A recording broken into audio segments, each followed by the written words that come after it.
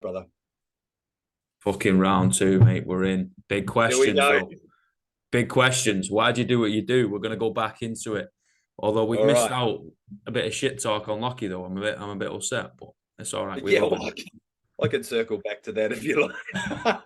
So on the conversation of window lickers, no, no, he's a dead set. He's a savage. He's a He's a killer. legend. He's a legend.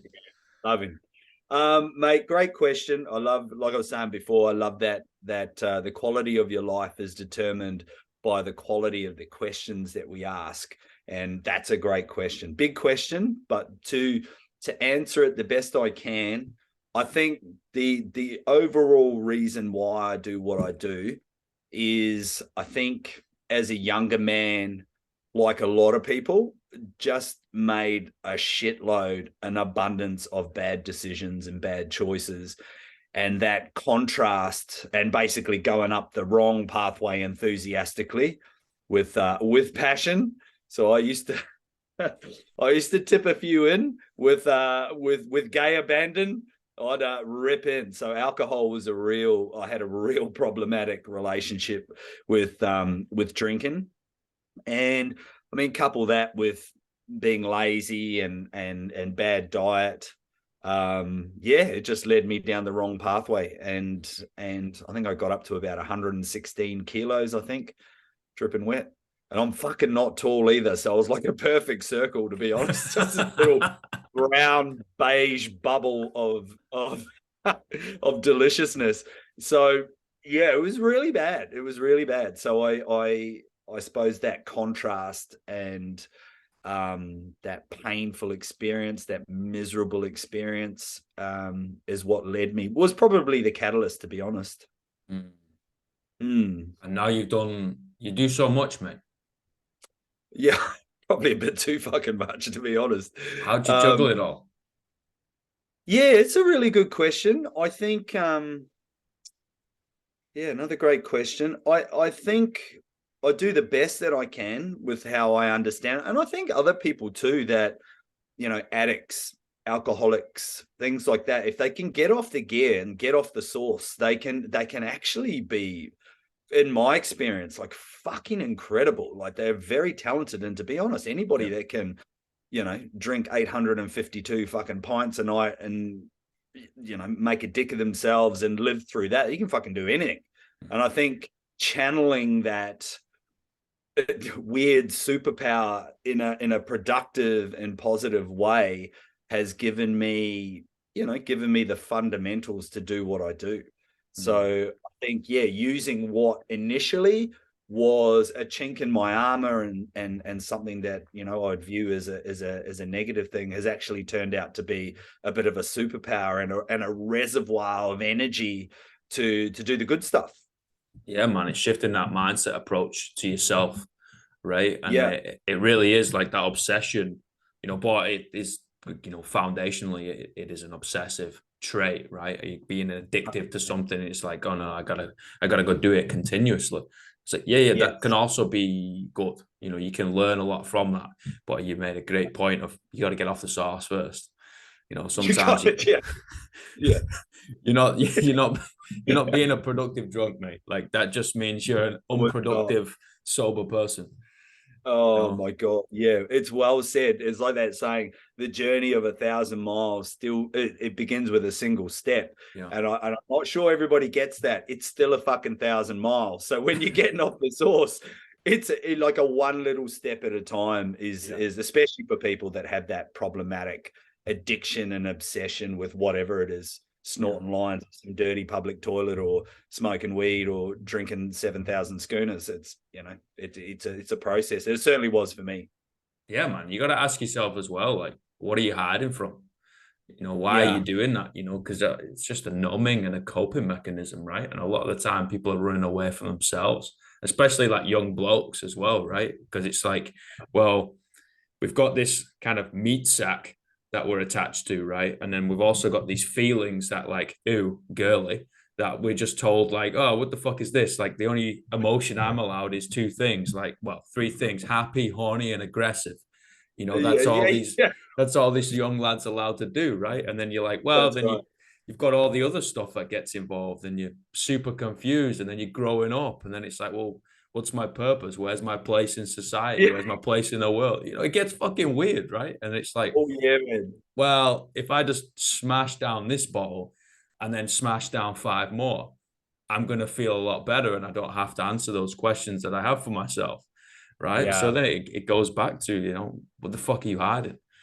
And you Yeah, have that's to look right. yourself in the mirror and like, and see the man who's in front of it, see that man in Mhm. front of you or that woman in front of you rather than who you think you are. Right. And that's a really difficult process. That's a really difficult conversation to have with yourself.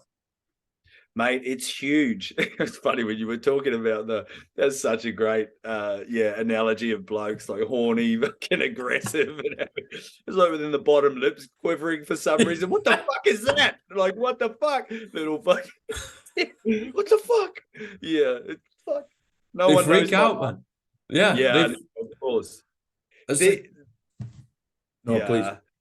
Oh, sorry, Alex. Yeah, well, like what you said, that was a real turning point because I was in the fitness industry for 20 years, and it was just a long time, man. Makes me feel very, very fucking old. And what happened was, as I grew older and got a bit wiser, for want of a better terminology, it was the hypocrisy that started to build up and catch me out.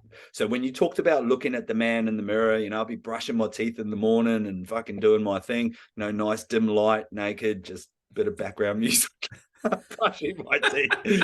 But anyway, I've been looking in the mirror, and fucking honestly, man, and sometimes I could like smell the fucking Hendrix gin on Mm. my breath.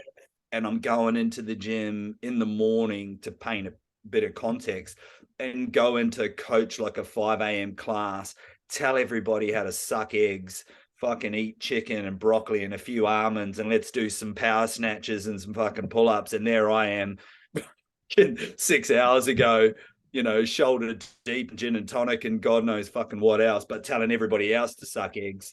That eventually, as I got older, this self-image of the man in the mirror, the reflection, I fucking couldn't do it, man. I really couldn't. Like, and bearing in mind, it wasn't just a one moment I woke up and like, oh, go and be this fucking top, this fucking awesome dude. It was a painful process of Oh yeah, man. many years of like, oh fuck. But it was the hypocrisy that really started to catch me out. Yeah, it's that pivot, right? I think everybody has that pivot moment. And Yeah. unfortunately, what we don't see, or as outsiders, we don't see, is all the times that you kind of got somewhere close to that line. You were like, nah, fuck it. Like, I'm all Yeah. good, man. I don't need to change, And then Yeah. it's Yeah. like the relationships, the friendships, the business, the money you've Oh, left on the table and like just kind of destroyed on the way, and you're just like, nah, I don't need a fucking change. And then inevitably life kind of bitch slaps you in the face with a wet salmon, and you're like, oh, I'm the problem. oh, fuck, it's me. Yeah. It's What you're the pointing fuck? fingers at about 500 folk, and you're like, oh no, it's actually me. I was like, Yeah, yes, we all yeah. have some sort of accountability, man, and it's probably time that we start to get us. Yeah, yeah. And I think I love all your points, man. They're so good, Alex. I think that's a that was a key thing for me. And again, it took time. And sharing this with people, I sometimes think to myself, maybe they're not picking up what I'm putting down in Yeah. terms of like almost embracing our darker sides. We have these parts of us, all of us. If you're fucking human, you got them. Like these parts we're not proud of, and parts we're ashamed of, and parts, I don't want the world to know. I don't want the 5 a.m. class to know I'm a fucking raging alcoholic with a really small penis. Like, I want them to think, oh, sorry. No, I want them to think I'm fucking amazing, because that's Yeah. what I'm showing everybody. Like, check me out. I'm fucking incredible. You should see me. But all the while, there's all these little dark parts and shadows and chinks in my armor that I don't want people to see. But I think as I grew older, Alex, I learned, and I learned the hard way, I learned to embrace those parts and look at them and go, fuck, man, these parts all make up the whole that are like this mosaic of a million bits of fuckery. And some of those parts, you know, when used for good, are really incredible. And I really hope and wish that people learn to understand that, like I did. You don't have to be ashamed or minimize yourself or duck and dive or be fucking slippery like a bottle of olive oil. You can embrace.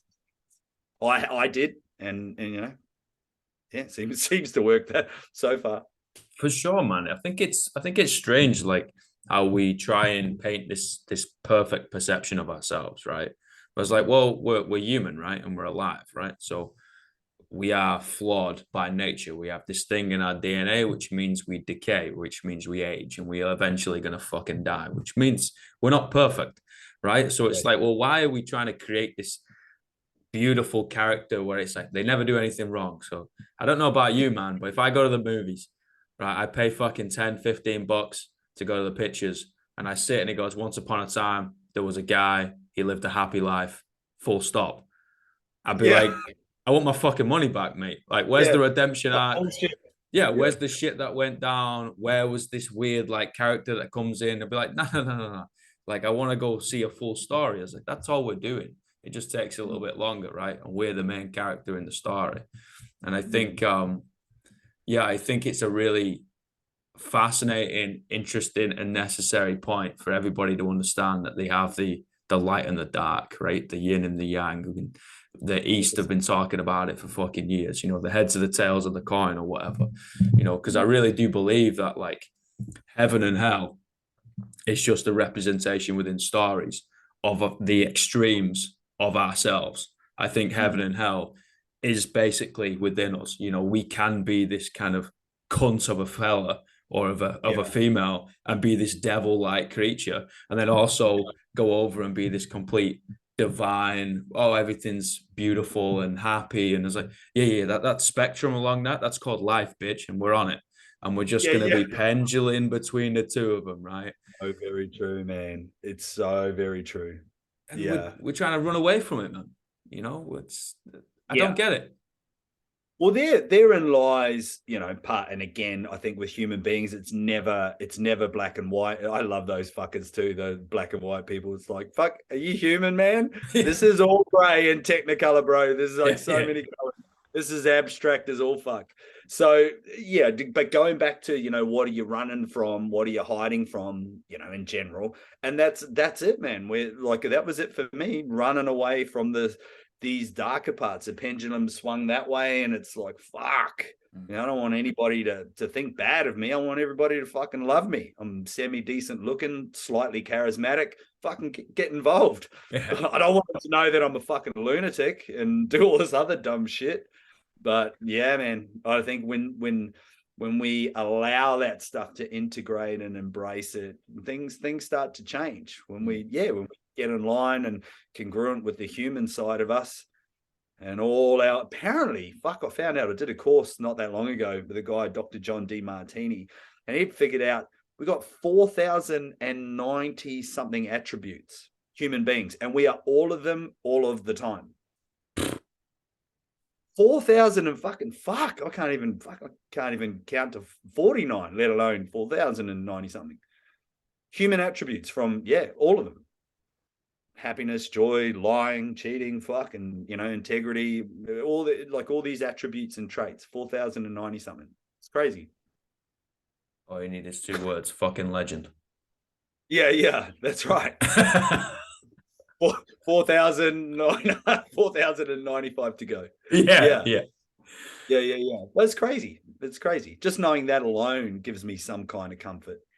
Yeah, man. Humans and the human experience is complex, you know, like I kind of, not necessarily a quote, but something that I repeat to people all the time. And myself, by the way, I write this motherfucker down all the time of like, life isn't complicated. It's just hard. But people aren't hard. They're just complicated. Yeah. And I think once you understand that, man, the fitness industry becomes a hell of a lot easier, mate. Like, because we deal in the minutes, we deal in the soft skills, in between the lines, you know. Yes, okay, like That's a bad way of moving, and that's a good way of moving. Probably don't move like that. Probably don't eat like that. And yeah, you're going to be doing a better job, But most of the time, we got to deal with people, and like they're going to walk into the room. They're going to be a bit different than they did like yesterday because they might have found out that the fucking mum got cancer on the phone, or they might have had 3 hours of sleep because they were up fucking all night.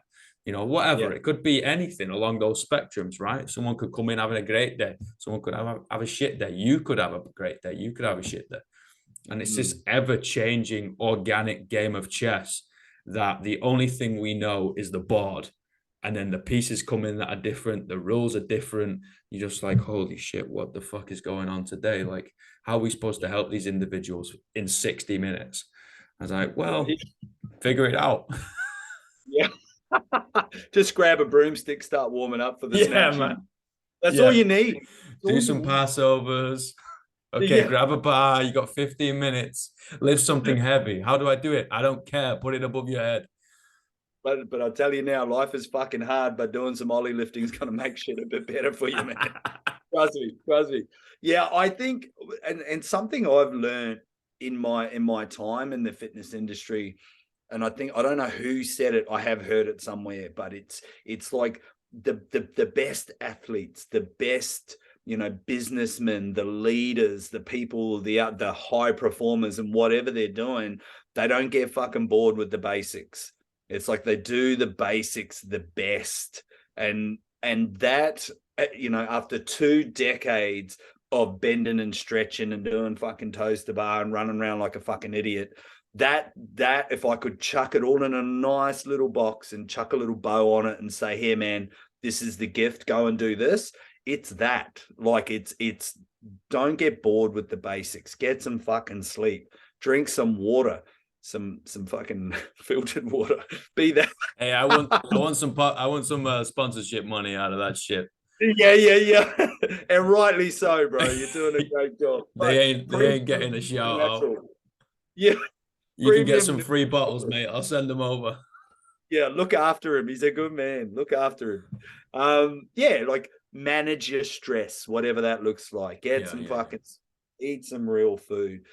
Go and get active each day. Don't have to be a fucking lunatic like Lockie and the gang. You can do whatever. Go for a walk, bend and stretch. Who gives a fuck? Do something, but do those basics really, really well and get in love with them. And your life will be fucking awesome or awesomer.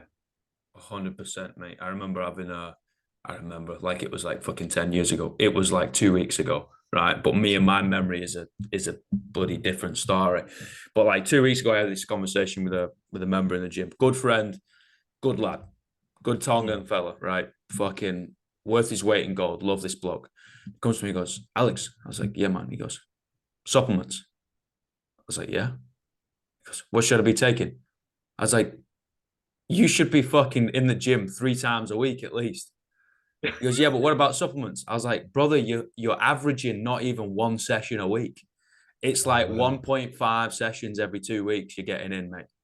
And he goes, yeah, but what should I was like, I see you 3 times a week for 2 months and then fucking talk to me about supplements. Yeah. Oh, is it that? I was like, yes, mate. It's consistency. There's no pill. I was like, save your goddamn money. In fact, get a lighter and torch that fucking money because that's what you're doing, man. Like, come in, do the basic, be consistent, get the 90%, 97% for most folk, right? And then we start crying about the 3%.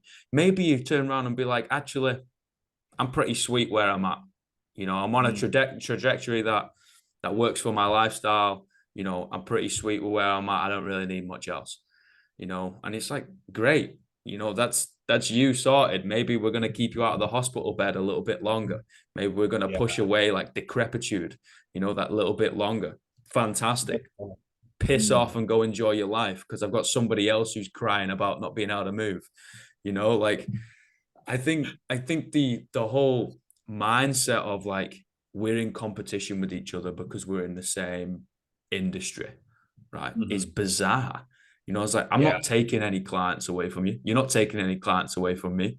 Right? There's 8 billion people on the planet. Everybody's going to need to be helped.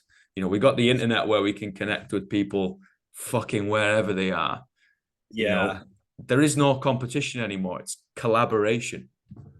100%, mate. Yeah, totally agree. Totally agree. It's an interesting one, the fitness industry with that regard. Like where I am on the Sunshine Coast, and I actually think I don't know what Auckland's like now. It's been a while since I've been there, but here is super competitive, man. It is like unbelievable. Like I'm on a 1 kilometer block, a circuit, and there is 11 fitness facilities in the 1K block. Different genres, like different sort of niche markets, but fuck, man, there's like probably more gyms than there are cafes. And Wow. yeah, or close to. It's just a massive culture. Me personally, I quite like it. I like the fact because those that shit the bed and have got a fucking terrible service, and they're doing 5/5 of fuck all for their members. They don't last, man. They get spat the living fuck out the back. But those that are probably in it for the right reasons would be a good way to summarize it. They seem to last and continue.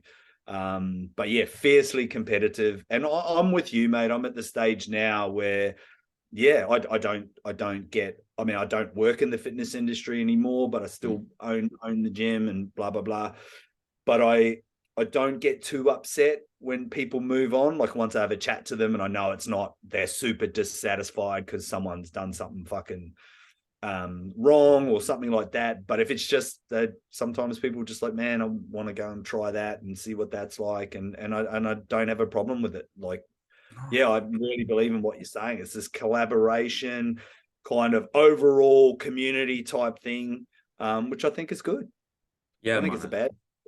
I think so too. And I've literally like walked people to other gyms before because they're like, I'm not really too sure. I was like, cool, I know a good place down the road. Like, I'll fucking show you. Yeah, You know, it's like yeah, as long as you get helped, mate, because that's a knock-on effect, man. Like, why did we get into this thing? To help yeah, some motherfuckers. All right, sound. So if we help that one person, they're gonna go back to their house. Maybe there's two, three, one, or there's no other people in that house, right? But they're gonna have impact with other people. How many raindrops does it take to make a ripple? One. yeah, That's all it takes, man. Yeah, okay, there's a few raindrops to make a tsunami and shit, but we don't need to worry about that. Let's just make a bloody ripple. It yeah. takes one, man. That's all we need. And like, Just need supplements. We just need supplements. We just need some BCAAs that we're going to hey, fucking bro, range. like sign up to my fucking PDF document or something. It's the secrets, man. It's the secrets. All I need is 3 monthly installments of $599.99. And you're like, okay, The bro. fucking Like, what? as long Yeah, as you pay your taxes and fucking feed your family, I don't give a shit. But yeah, like, yeah, I think us, as whether we are in or have been in the fitness space as well, need to understand that it's not just fitness, right? It's wellness, it's community, it's yeah, sociology, it's synergy between people, it's human beings. Rather than like, no, I teach bicep curls and fucking goblet squats. You're like, Mm. cool, bro. Fucking, yeah, yeah. go back to the bloody commercial gym and look at yourself in a mirror, Troy, or whatever the fuck his name is, right? Fantastic. But Would like, have to be. it's gonna have to be in it, it's gonna be some crazy whatever name like that. But it's way more than that, man. And that's why I love what you're doing. You're bridging that gap. It's rather than being like this, it's coming together synergistically. It's like, it's wellness now, guys. Like we're caring for a human being. I think the past 20 years has been fantastic. The fitness industry has really birthed itself, popularized, mega, but everyone went down the bodybuilding, got a diet plan. I'm on a bulk or cut phase. And you're like, all right, well, is that what you want to do? I was like, no, this is what I got to do, right? I was like, no, you don't have to do that, dude. Yeah. You don't have to walk down in your budgie smugglers and be like getting on stage and Oh, posing in front of a load of people. Like, if you don't want to do that, don't fucking do it. If you do, go do it. It's really don't do that it sober. simple. Don't do it sober. Don't do it sober, mate. No, fuck, it's such a good point, man. And I like when you reached out, Alex, I went, had to listen to some of your stuff, had to listen to your TED talk, had to listen, and I love it, mate. I love that you get it. Like there are a few people out there that get it. But I love that you get it. Like the as you were saying, the wellness, the full spectrum of, it's not just, like you said, it's not just bicep curls and goblet squats. There is so much to this thing. And that was actually one of the reasons I moved out of the fitness industry, because I sort of I had two reasons. One was I didn't want to be a fucking 50-year-old personal trainer teaching people how to do burpees and fucking deadlifts. I was like, nobody wants that. No one wants that. There might be a few. Sharon might want that, but the rest of people don't want a 50-year-old dude that looks like me, just fucking worn out, pre-chewed testicle dude teaching them how to do burpees and deadlifts. They want the 20-odd-year-old, 30-year-old.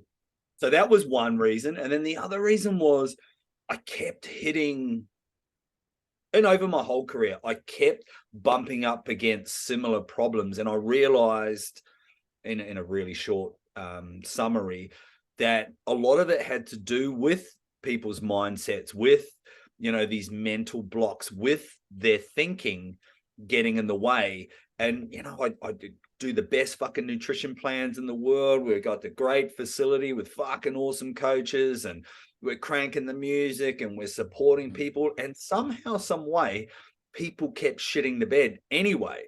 Best fucking training program, best nutritional advice, great environment, and still shit the bed. And I'll be like, how the fuck did you fuck that up? In my mind, I wouldn't say that to them, but I'm thinking, how the fuck did you fuck that? And as after being in the industry so long, I realized there was all the self-sabotaging, thoughts, the self-destructive behaviors, the self-depreciating mindset. People would be going in these fucked up, crazy loops. And that's when I realized there's something going on psychologically. Yeah, they work together, as you know, this little tapestry of the psychological and the physiological. But when I realized that, it was a game changer, like for me as a professional. For sure, man. Again, it's that pivot moment. We get to a stage where we're like, we can't hear this again.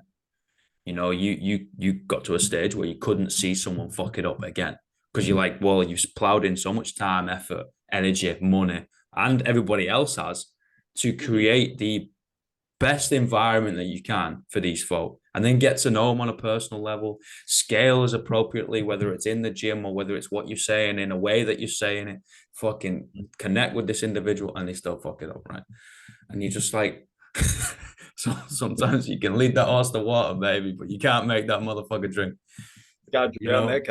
And just hold its head in the water till the bubble stops sometimes, like, fuck's sake, just get this in your gut, mate. Drink it, mate. Drink it. Come on. Yeah. But unfortunately, man. Like it's up here. It's the top 2 inches. I used to have an old rugby coach, Mr. Atherton. He literally was about 4'8", like was so small, but would play bloody North England scrum half, and kind of living legend. It's like everybody knows him, but nobody kind of knows where he is. And the next thing he pops up in the dinner hall and was like, right, lads, you got 5 minutes, get the fuck outside.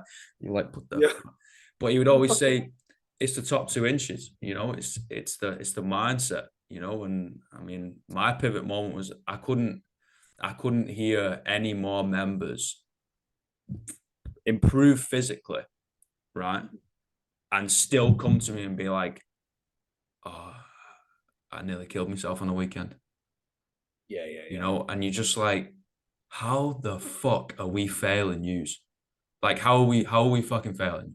Because we see you more than your family. You spend so much time in this fitness institute. We're supposed to be this kind of progressive, place. And it's like, and you still get into that level, whether it's beyond the bottom of the bottle, whether that's in a noose, whether that's needles, fucking slashing yourself, or whether it's just sabotaging yourself every time, stepping on your own toes, and you're just like, what the fuck is going on? I was like, maybe there is something to this whole mindset thing. Maybe we need to start paying it a lot more attention than it deserves, Yeah, man. Such a good point. Yeah, I've never heard it sort of shared like that. But you're right. You know, some of these people that do spend a lot of time in these environments and in the gyms and in these community-based gyms like CrossFit gyms and stuff like that.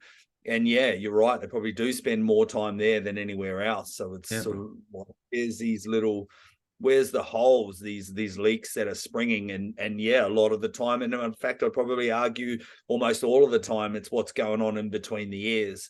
Something has happened, some sort of illogical, abnormal thinking that's perpetuated or manifested out into something, a bit of mind fuckery that somebody, feels that it's not worth hanging around much longer, or, you know, doing something fucking stupid.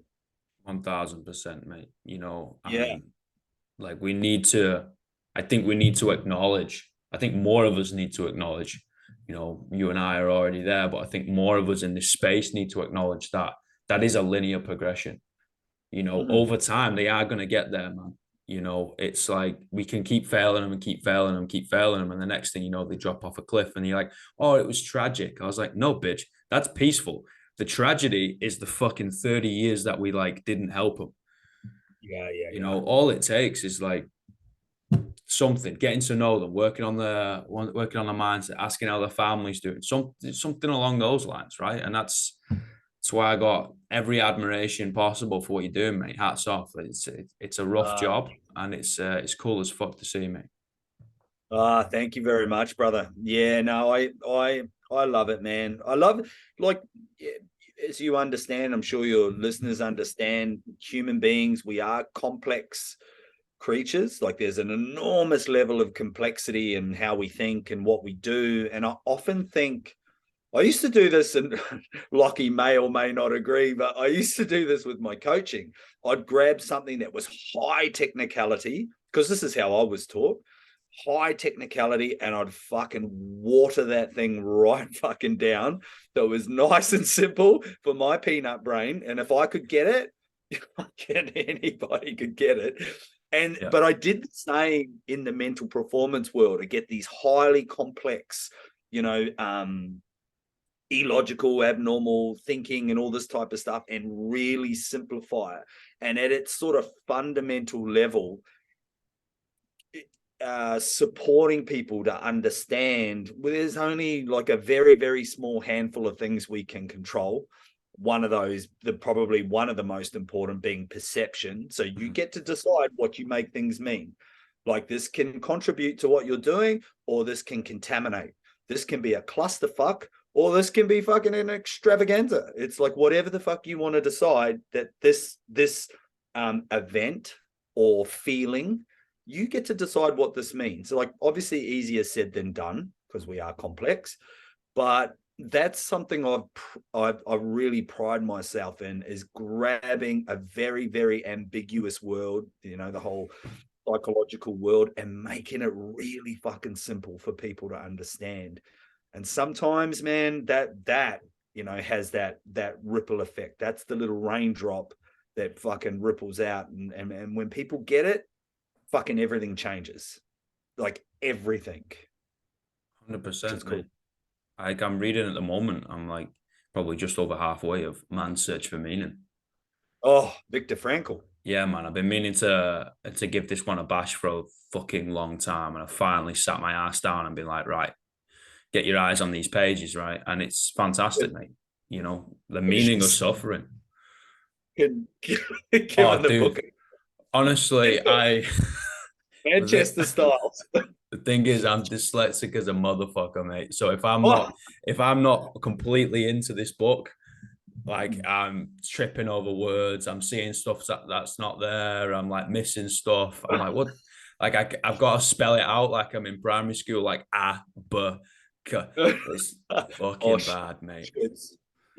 It's a good book, man. What a book! Like, such a good book. Yeah, I urge everybody to read that bad boy. Yeah, hard to put down. Hey, once you sort of get some momentum into that one, and I love finding those ones, those books that are, what the actual fuck. Daily Stoic. What is it? Daily Stoic is another one. Yeah. Couldn't put that one down. Meditations, couldn't put that one down. Yeah, great book. It was Marcus Aurelius. So I read my way through that. That took 18 months. So if anybody's out there going, yeah, meditations, motherfuckers, it's like, yeah, buckle up, man. That is hard fucking work. I'm like born again geek. By the way, those books, they're just there for show, mate. Try and make myself look intelligent. Like, fucking hold on a second. He's from Rotorua. You fucking can't read all those books. They're picture books. Yeah, yeah, yeah. They're all my 5-year-olds, fucking Dr. Zeus books. Dr. Zeus, Winnie the Pooh and shit. Yeah, yeah. Yeah, don't zoom in on the books and be like, what the fuck is that? Looked on fishing. Yeah, anyway. Oh fuck, I lost it. But yeah, love it, man. Meditation's hard work. Hard work. Did the audio book and the book a few years ago. That's brutal. But I got 3 quick fire questions. Oh, yes. What's the greatest piece of life advice you've ever received? Ooh, Jesus.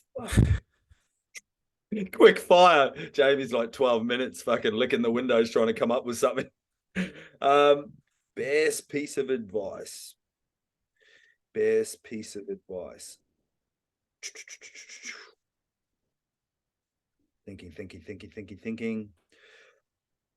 Look, I had this shared with me when I was in the Navy, and I've got lots of quotes and statements, but this one really stood out, and I didn't really get it because I was maybe 20, 21, and I was doing a course called the Ship's Divers course to, attempt to become a Navy diver. And one of the instructors said, and like barked it, yelled it at me and a couple of others, like, you're not dead, can't quit. And he was just like, you're not fucking dead, so don't quit. You can't quit. And whilst that's a real simple little statement, for me now at 44, I think to myself, that's the fundamental structure of me, that like, don't fucking quit, like never quit. I think it was Winston Churchill who said, success is going from failure to failure to failure without losing enthusiasm. And that's the currency of life, is resilience, endurance. Like, don't fucking give up, man. If you get a touch up, you get bashed, you get whatever, life puts you on your fucking ass, which it will, again and again and again and again and again. Like, dust yourself off, have a chat to yourself, and then just attack again. So I remember often, I'm not fucking dead. Like, I don't need to quit. I can catch my breath. I can roll over and have a cuddle. I can do whatever. But don't fucking quit, man. Keep going. Not dead, can't quit. Not dead, can't quit. And we wrote it on the back of our photo of our course, or I wrote it on the back. I don't know if he said it like that or how it stood out, but that has been in my head and my neurology since I was 19 or 20. I like that a lot, man. All right, brother, we only got 1 minute, so I'll give you the last question. What are the 3 words you would tell your younger self? Fuck. Never give up. Fuck yeah, man. Never give up, man. Take a deep breath, chuck a mouth guard in, put some headgear on, fucking surge ahead, man. Go. Go. Grab your fucking nuts and carry on. Yeah. Have some Noosa fucking spring water, mate, and get involved. Mate, we get you some bottles, I'll tell you now. Guaranteed to grow you a 3rd testicle. Oh, fuck, where's it? I need another bottle. That's good. That's gonna be on the reads. Yeah. Brother, this has been a privilege, mate. An honor and a fucking privilege. And I'm trying to get over to Oz in the next few months or so. So when I do, I'll get up to Sunshine Coast and we'll do it again in person and throw it down, grab a coffee, talk shit. I would love that, mate. Thank you so much for being you, brother. And thank you. It's an honor and a privilege to hang out with you this morning. My man. Speak soon, man. Have a good day. All right, brother. Go well, Alex.